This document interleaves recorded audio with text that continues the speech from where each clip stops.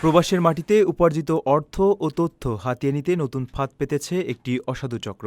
খোদ রাষ্ট্রদূতের ছবি ও দূতাবাসের কর্মকর্তাদের পরিচয় ব্যবহার করে কুয়েত প্রবাসী বাংলাদেশিদের কাছে ফোন করে চাওয়া হচ্ছে ওটিপি।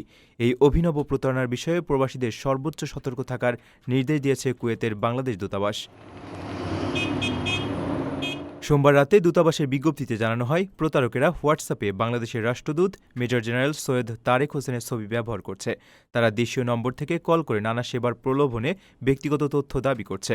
অথচ দূতাবাস কখনোই ফোন করে প্রবাসীদের কাছে ওটিপি বা সার্ভিস চার্জ চায় না বলে স্পষ্ট জানিয়েছে।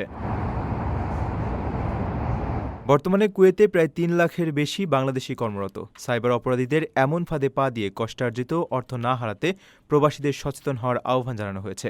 সন্দেহজনক কল পেলে বিভ্রান্ত না হয়ে তাৎক্ষণিকভাবে তা এড়িয়ে যাওয়ার পরামর্শ দিয়েছেন সংশ্লিষ্ট কর্মকর্তারা। নিজের একটি স্বপ্নের ফ্ল্যাট এখন আর স্বপ্ন নয়।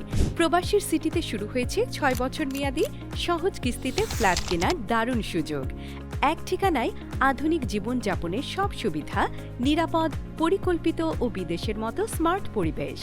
আজই বুকিং করুন আপনার পছন্দের ফ্ল্যাট আর গড়ে তুলুন নিজের স্থায়ী ঠিকানা। বিস্তারিত জানতে কল করুন স্ক্রিনে দেওয়া নাম্বারে।